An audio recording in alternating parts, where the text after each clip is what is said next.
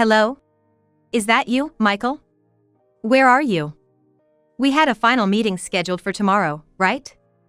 I was worried because you didn't show up on time. Oh, about that. I'm not going. What? I was at a loss for words at Michael's unexpected reply. What do you mean? I don't understand. That's because I'm not coming to your place. I've decided to call off the wedding. What are you talking about? It's utterly senseless to say something like that the day before the ceremony, isn't it? I've been thinking, and I just don't think it'll work out with you. You're a woman, yet you hold a higher position than me and earn more. I can't marry someone like that and live with regret all my life. Excuse me? I thought he had understood about my job and position, which he knew about for a long time. There were snide remarks, but I thought he understood in his own way. So why bring this up now? That's why I've decided to marry the girl I'm currently dating. I just submitted the marriage license. Marrying? Not with me, but another woman? I couldn't immediately grasp the meaning of Michael's words. Was he dating someone else while with me? Was I being two-timed? Was it that woman's voice on the phone the other day? He's already submitted the marriage license? As I searched for words to reply, perhaps mistaking my shock for something else, Michael continued with a half-smile. I'd rather be with a young, sweet girl who's submissive than a plain, older woman like you. Ditching an old lady like you was the right choice. Hearing those words, all the swirling emotions in my head vanished. Then, my honest response came out. Oh, really? Thanks for breaking up with me. What? My name is Maple, a 40-year-old employee. I've been working at my current company for almost 20 years since graduating from college. The workplace is full of nice people, and I enjoy my job. As a result, I've performed well and now work as the head of the sales department. I found my job in this favorable environment fulfilling, but I had a fiancé. I always thought I'd stay single, but I met Michael through a setup arranged by my parents. I'm an only child, so I understand my parents' anxiety about me staying single forever. With that in mind, I started dating Michael with marriage in mind, and we eventually got engaged. Michael was a salesperson at a company that does business with my father's company. My father and the president of Michael's company are old friends, and they still go out for drinks occasionally. Michael was known as an excellent employee, and my father, on the president's request, set up a meeting between us. Initially, I wasn't keen on the idea. I had a vague desire to marry, but I didn't want to through an arranged meeting. Dad, can you call off this meeting? I'm not seriously thinking of marrying, and it wouldn't be fair to meet with that mindset. Just give it a try, okay? Don't think too hard about it. Just see it as an opportunity to meet someone new. I was gently turning it down, but my father insisted so much that I finally caved in, agreeing to meet just once. Michael, true to his role in sales, was adept at closing the distance. The conversation flowed easily, and time flew by. I thought I wouldn't mind meeting him again. That's how our relationship continued and eventually led to engagement. However, lately, Michael has been acting a bit strange. He's normal most of the time, but when it comes to work, he can be quite harsh towards me. Hey, wanna go out somewhere on our next day off? Maybe take a drive. Michael suggested one evening after work. As I arrived home, I received a call from him inviting me on a date. Sorry, I have to go on a business trip next week. I'll be working through the weekend. Can we do it another day? My job involves a lot of travel, and I often end up working on weekends. While I do get time off in lieu of this, it means that my free days rarely align with Michael's. We often don't see each other for more than a week at a time. Feeling guilty for having to decline his invitation due to my business trip, I noticed a change in Michael's tone when I told him about it. Oh, I see. Being a department head, you're really busy. Guess you don't have time for me, he said, his usual cheerful demeanor replaced by sarcasm. Michael, the same age as me and a manager, seemed to feel inferior to me, though I never minded our difference in positions. I had sensed this, so I usually avoided talking about my work. But now, it was unavoidable. Don't talk like that. I feel bad, but I have work. Of course, your work should come first. Good luck with it, he said, abruptly ending the call. I looked at my dark smartphone screen and sighed. I never intended to neglect Michael because of work. Sure, Sometimes our schedules don't match, but we always try to make the most of the days we can spend together. I couldn't understand why Michael wouldn't try to see things from my perspective. Even though we couldn't meet often, we kept in touch through social media. Lately, however, his responses had become infrequent. How about dinner after work this Friday? I found a nice place. One day during lunch break, I sent a message to Michael. Usually, he would read my messages right away, but this time, I didn't get a reply until after 8 p.m. I've got overtime on Friday. Can't make it. He replied curtly. Michael rarely worked late before. I thought it was unusual, but at that time, I figured he must be really busy with work. I was grateful that he managed to reply even amidst his busy schedule. That's how I saw it. But from then on, his attitude began to change significantly. I'm not great at initiating contact. So it was often Michael who used to reach out to me. But now, he hardly ever does.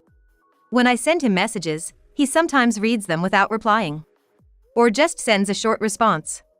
He's been swamped with work. Working late every day and sometimes on weekends. After this went on for several weeks, I decided to call him. Today is Saturday.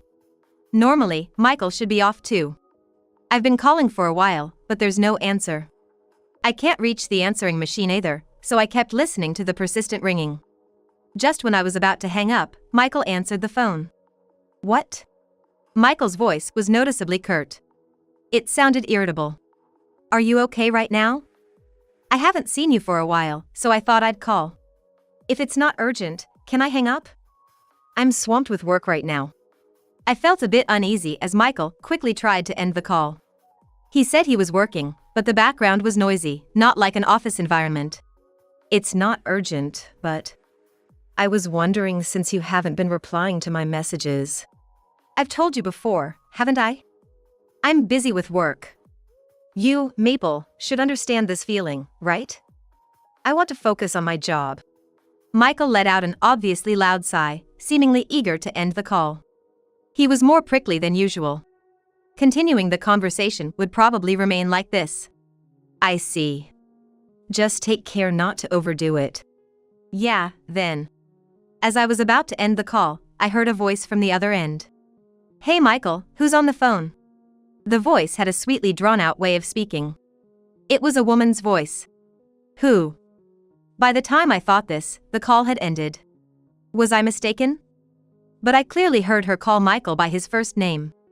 Was Michael really working? My mind was filled with question marks. We continued to lead lives that barely intersected. Honestly, I was beginning to question the point of marrying Michael. Ever since that call the other day, doubts had started to form in my mind. Should I go through with this marriage or call it off?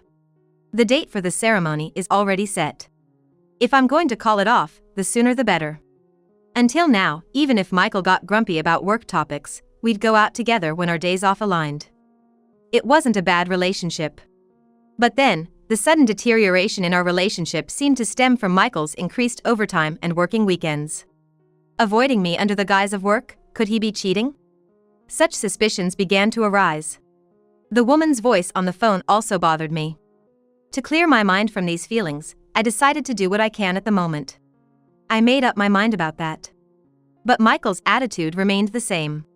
We communicated mostly through social media, rarely speaking on the phone. Still, Michael never brought up canceling the wedding.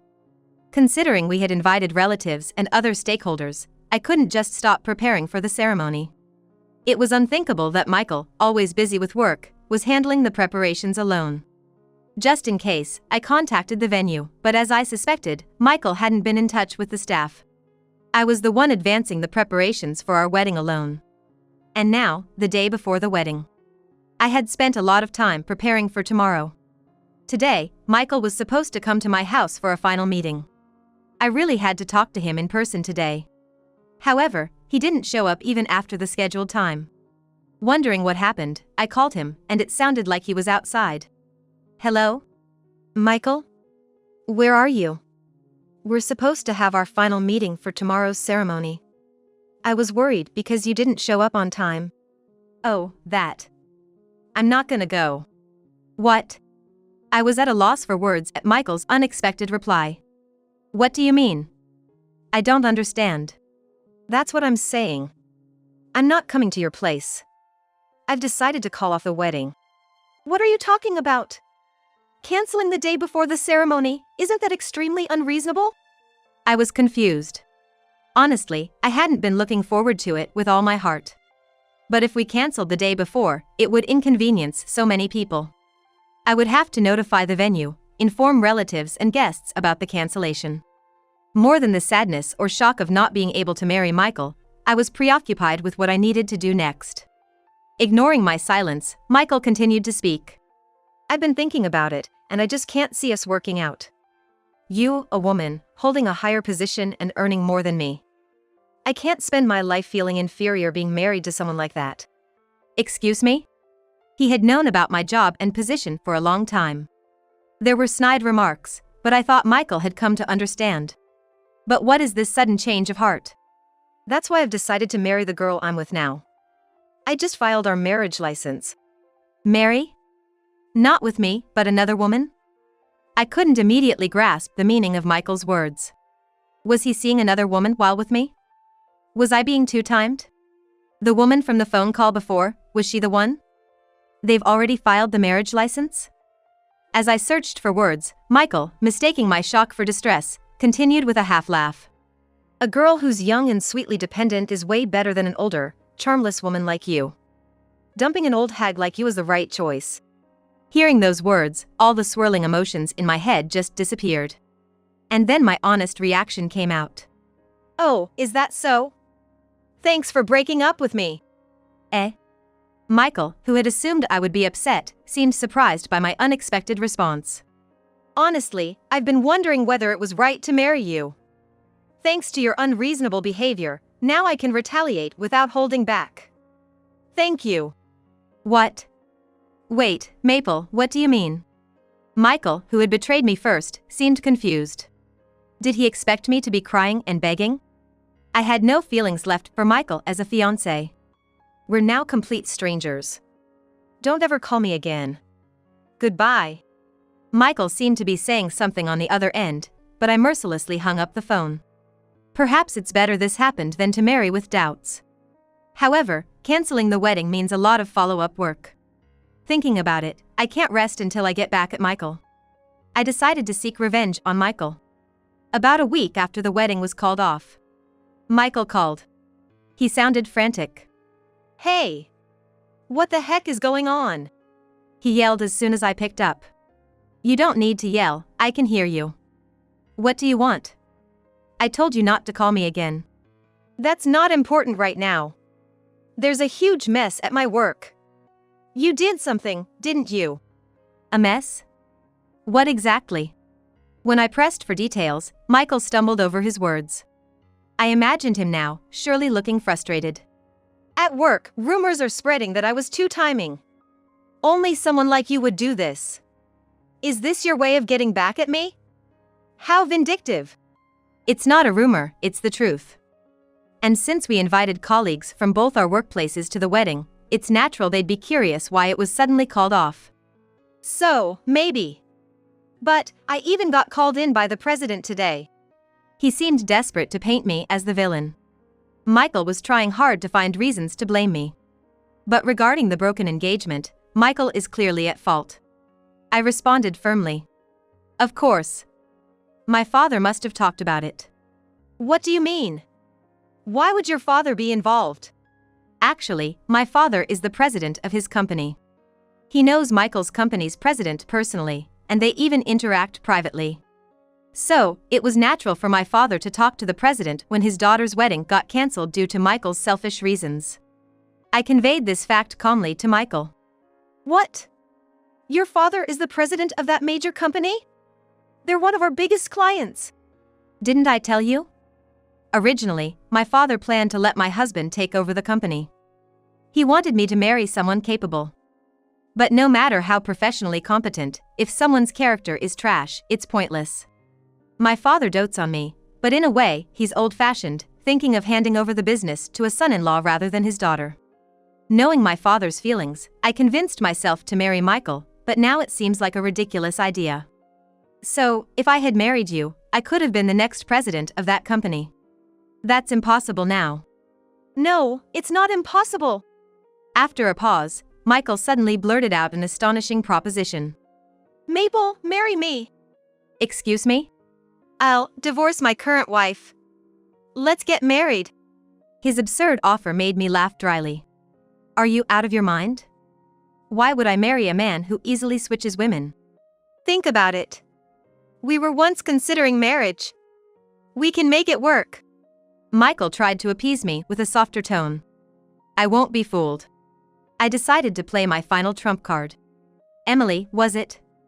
So now you're going to dump a young and cute girl for an older woman for money? At the mention of Emily, Michael fell silent. He must be scrambling to figure out how I knew her name. What are you talking about? Who's Emily?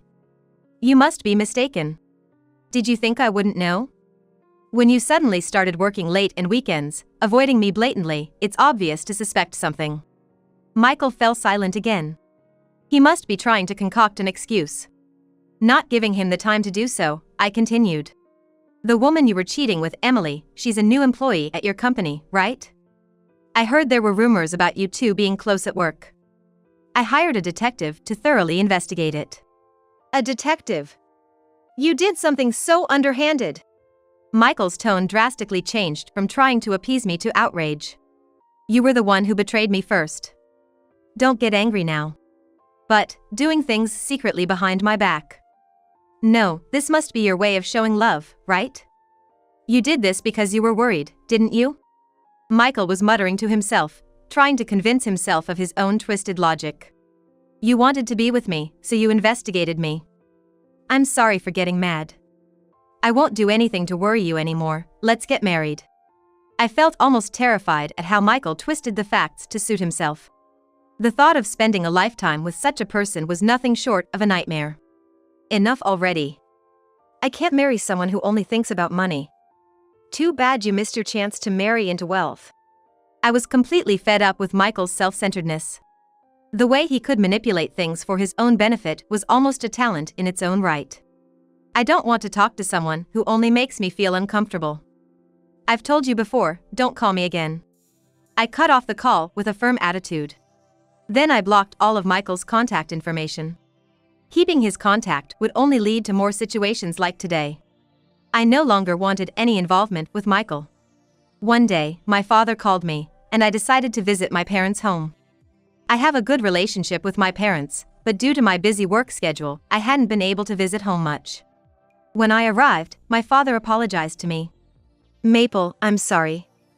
It's my fault that you got hurt. I apologize. It seemed my father thought I was shocked about being dumped by Michael. I decided to be honest about my feelings. Dad, don't apologize. Honestly, I'm not sad that I didn't marry Michael. What do you mean? Dad looked up and stared straight into my eyes. I looked back at him and shared my feelings. I've always thought that maybe it's okay to stay single. But knowing you wanted a son-in-law to take over the family business, I thought marrying Michael would fulfill your dream. Maple.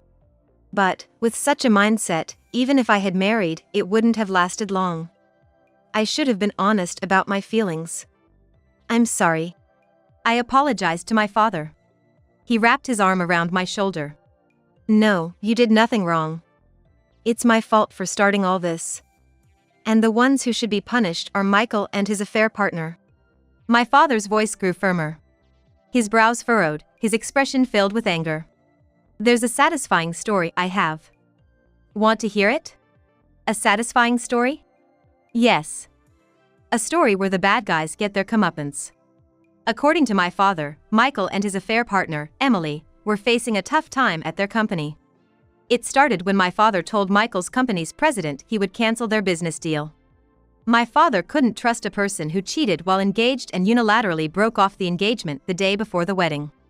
He didn't want to do business with a company that employed such a person. That's what he said.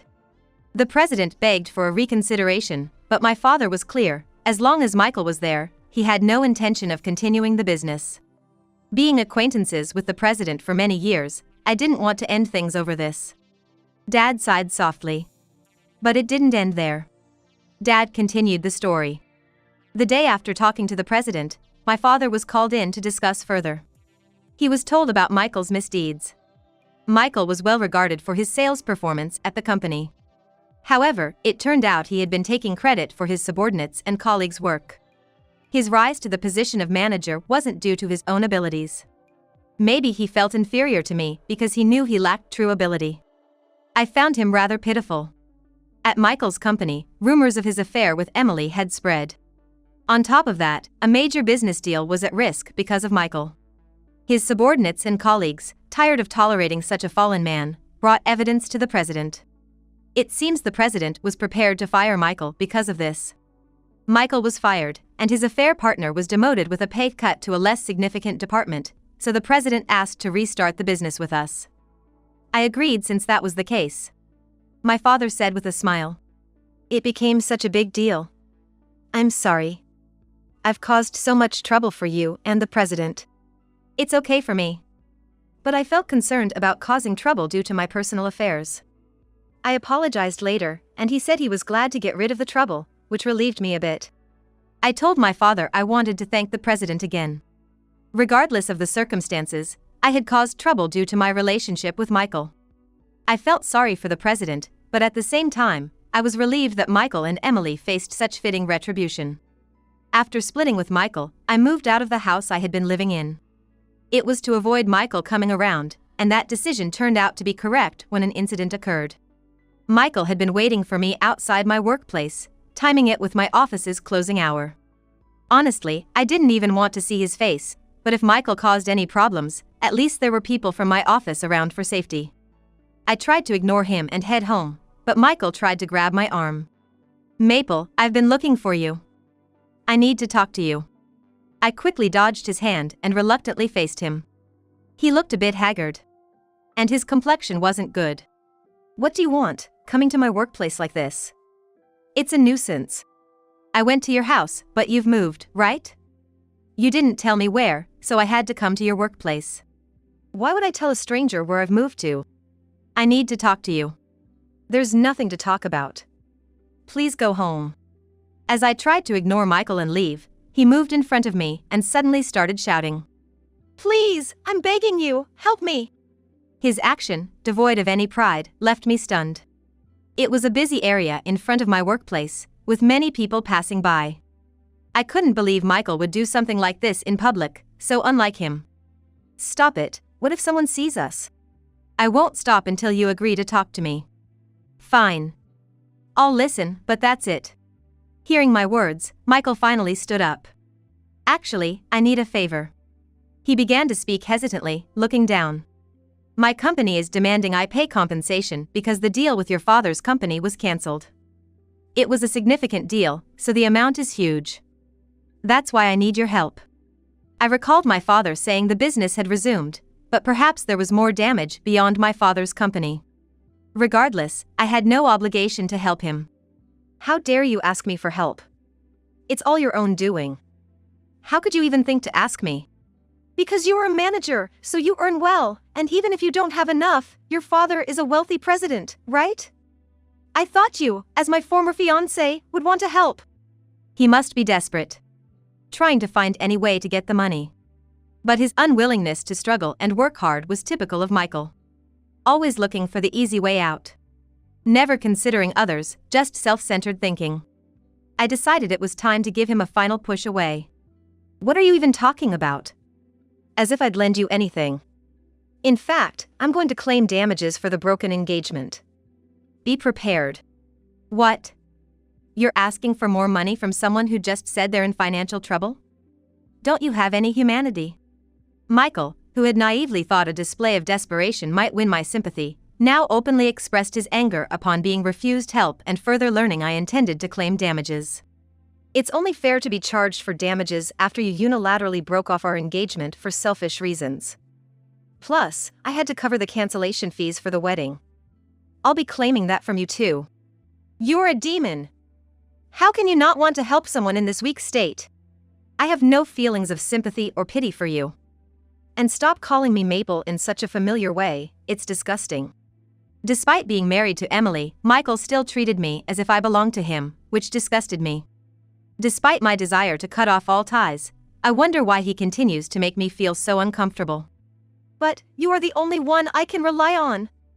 Help me, this is the last time I'm asking. No matter what you say, it's impossible. I don't have a penny to waste on you. If you keep bothering me, I'll call the police. Leave now if you don't want that. Realizing that I was adamant and wouldn't yield, Michael, with a look of despair on his face, slowly walked away from me. This should sever any remaining ties with him. Watching Michael's downfall didn't stir any emotions in me. It confirmed that I had completely moved on from him. I was determined to look forward. My father mentioned that Michael and Emily had to take out loans to pay the compensation demanded by their company. They borrowed from unsavory sources and were struggling with aggressive collection efforts. They tried to rely on family and relatives to repay the debt, but no one was willing to help after learning about the circumstances of our broken engagement. Michael was fired from his company and struggled to find re-employment, as rumors about him taking credit for others' work had spread, making it difficult for him to get hired in nearby companies. On the other hand, Emily, although she was moved to a different department and avoided being fired, found her workplace unbearable due to persistent rumors about her affair and apparently chose to resign voluntarily. Both of them are now reportedly living day-to-day, juggling part-time jobs. As for me, I continued to excel in my job. It seemed I was more suited to this kind of life. One day, while relaxing at home, my father approached me. "Maple, would you consider taking over my company?" "What?" "Not immediately, of course. But if you're interested, I'd like to train you as my successor." It seemed my father had reevaluated his thoughts. Rather than forcing me into marriage for succession, he now considered me as his successor. For me, who had been determined to dedicate myself to my career, my father's words felt like a recognition of my efforts at work, and I was genuinely pleased. Thank you. I feel suited for work. I don't know much about running a company, but I'd like to take on the challenge. My father smiled warmly at my response. I'm glad to hear that. There's no rush, so keep doing your best at your current job. Encouraged by his words, I felt determined to someday take over my father's legacy.